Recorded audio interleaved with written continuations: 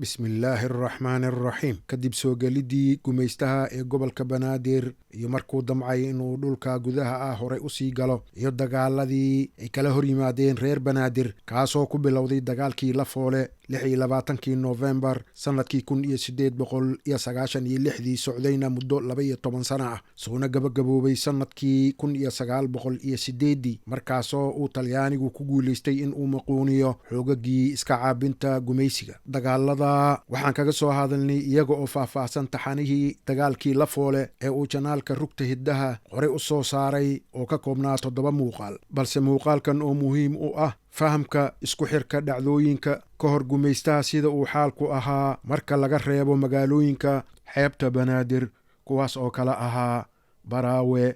Marka, Muqdisho iyo Warsheekh kuwaasoo xaalka ay ku sugnaayeen aan ku soo qaadaa dhignay muuqaaladii hore muuqaalkanse waxaan kaga hadli doonaa xaalka uu ku sugnaa dhulka gudaha ah sida magaalooyinka Afgooye iyo Mareerey kuwaasoo mararka qaar dowrar kala duwan ka ciyaaray soo galkii gumaystaha ee dhulalka iyo la dagaalankiisii haddaan taariikhda dib ugu noqonno ka hor waqtiga si aan uga boganno taariikhda dhulka gudaha ah ee gobolka banaadir waxaan ka soo bilaabaynaa xilligii saldanadii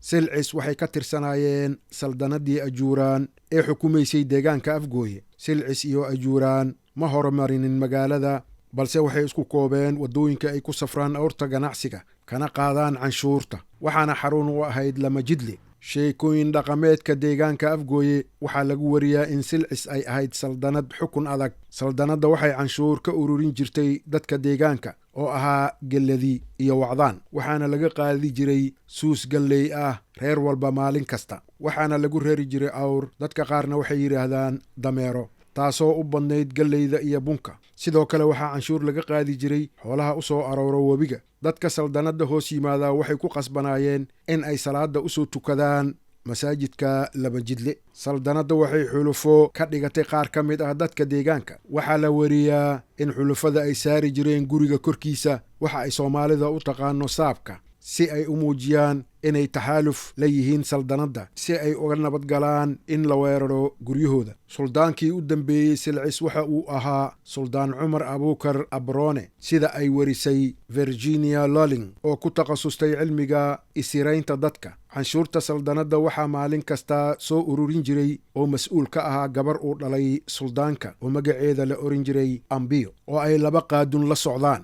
waxaa la sheegay maalin maalmaha ka mid ah markay suldaanka gabadhiisa u timid in ay canshuurta ururiso ayaa waxaa dhacay in la garaacay canshuurtiina loo diiday sababtuna waxay ahayd qabiilka gelladii waxay go'aansadeen in ay diidaan in ay canshuurta bixiyaan Ambiyo markay aabaheed gaarsiisay wixii dhacay waxaa laga sheegay intuu cabbaar aamusay in uu yidhi hadal caan baxay oo ahaa waa la i Afgooye sidaasuu magaca laba jidle isugu bedelay Afgooye maalintaa wixii ka dambeeyey gelladii iyo wacdaan way kaceen waxaana hogaamiyey Ibraahim Adeer oo ahaa abaanduule ka tirsan ciidamada Ajuuraan sidaasaana Silcis dhulka looga saaray waxaana bilowday waqtigii saldanadii gelladii oo ay xarunta u noqotay magaalada Afgooye waxa kale oo habboon inaan xusno inay jirtay koox loo yaqaanay Al-Amiir kana dhalatay meel u dhow magaalada Marka intii u dhaxaysay sanadkii 1650 ilaa iyo sanadkii 1700 sida lagu sheegay qoraalka ninka la yiraahdo Julian sanadkii 1847 hogaamiye la yiraahdo Amiir ayaa abaabulay ciidan oo weeraray magaalada Marka iyo hareeraheeda dhulka ku yaal kana eriyay Ajuuraan Al-Amiir waxay halkaa xukumayeen muddo 34 sano ah ilaa iyo intuu Biyamaal si buuxda ugala wareegayay magaalada Marka waxay u muuqataa in Amiir uu ahaa abaanduule ka soo go'ay midowgii Ajuuraan dhistayna saldanad u gaar ah sheekooyin dhaqameedka Biyamaal ee la xiriiriya Al-Amiir jabkii Ajuuraan ayaa taageerayay fikirkaas Julian wuxuu qoray Amiir in uu ahaa abgaal haddii ay taa run tahay waxay la jaanqaaday koritaankii gorgaate ee xukunka iyo dhicidii Ajuuraan kadib xukunkii Silcis iyo kii Al-Amiir wuxuu u muuqdaa inay matalayeen wejigii ugu dambeeyey ee xukunkii diimeed ee maamulkii gareen saldanadihii yaryaraa ee dhashay waxay sii wadeen dhaqankii iyo qaabkii xukunka Ajuuraan markay saaxadda banneeyeen Silcis iyo Al-Amiir imaamkii Darandoole wuxuu xukumayay Muqdisho iyo nawaaxigeeda ilaa iyo intii la soo gaarayay qarnigii 20aad. cahdigii xukundiimeedka ee koonfur soomaaliyana halkaa ayuu ku dhammaaday. bilowgii qarnigii 18aad waxaa isa soo qaabeeyey hab isgaashaan buuraysi siyaasadeed. xukunkii ajuuraanna waxaa ka haray sheeko dhaqameed afka la isugu gudbiyo. intaa kadib waxaa saaxada soo galay qabiilka hintire sida deriskooda galladi oo kale ayay waxay ahaayeen kuwa si isku dhaf ah u dhaqdo xoolaha iyo beeraha. waxay ku dhaqnaayeen jiidda webiga shabeelle, halkaasoo ay ku taal magaalada mareeri. walow hintire loo ogyahay in ay yihiin raacyada suldaanka galladi marka laga soo bilaabo qarnigii 19aad, wakhtigaasoo ay taageereen suldaanka ololihii baar dheere ee sannadkii 1843. laakiinse waxay ku andacoodaan in awoowayaashood aysan abid oggolaanin in aqoonta diinta ay culimmada goobroon uga sarreeyaan. bartamihii qarnigii 19aad hogaamiyaha hintire wuxuu ahaa sheekh maadow mahad. dhaqanka hintire wuxuu sheegayaa in sheekh maadow uu uga aqoon badnaa culimmada goobroon cilmiga asraarta ama tacdaarta. tartanka diimeed ee ka dhexeeyey sheekh maadow mahad iyo sheekh axmed yuusuf oo ahaa suldaanka galladi, kaasoo isagana sida sheekh maadow laftiisa la sheegay inuu wax ku soo bartay magaalada baraawe waagii uu dhallinta yaraa. labada sheekh kan daran waxaa lagu sheegaa sheekooyinka dariiqooyinka suufiyada iyo kan karaamada badan.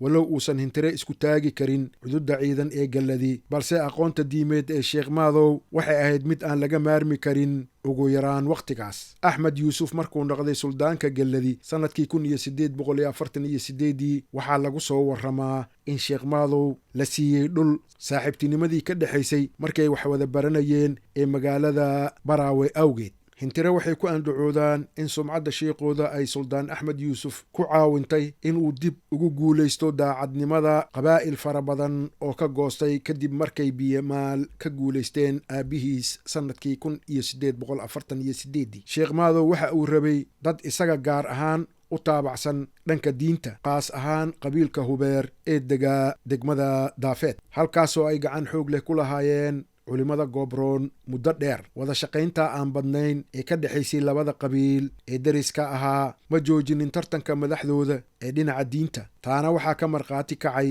siday hintire uga jawaabeen soo gelitaankii gumaystaha. sheekh maadow mahad waxaa xukunka ka dhaxlay wiilkiisa curadka ah, kaa oo uu magaciisu ahaa cashir, kaasoo marka dhan walba laga eego lahaa kartida aabbihiis. cashir waxa uu ahaa dhab ahaantii nin diineed, halka uu aabbihiis isku darsaday hogaaminta diinta iyo tan ciidanka. cashir waxa uu ku wareejiyey mas-uuliyadda maamulka arrimaha saldanada nin ay qaraabo yihiin, walow uu ahaa afhayeenka hintire. ilaa iyo goor dhow hintire waxaay lahayd sheekh iyo islow inta uusan sannadkii 1970 baabi'inin magacyadaas kacaankii ka dhashay soomaaliya. sheekh cashir maadow wax niyad ah uma hayn dagaalka galladi ay ku qaadaysay qabaa'ilka la deriska ah markuu suldaan axmed yuusuf abaabulay ciidan xoog leh si uu u weeraro biyamaal sannadkii 1878. cashir maadow waxa uu madaxa ka lulay in dadkiisu ka qayb galaan dagaalkaas. diidmadaasina waxay ahayd tii soo afjartay haba yaraatee wax alla iyo wixii wada shaqayn ahaa ee ka dhexeeyey labada qabiil. intaana waxaan kusoo gebagabaynaynaa muuqaalkan oo ku saabsanaa sida talyaaniga uu u qabsaday dhulka gudaha ah ee gobolka banaadir.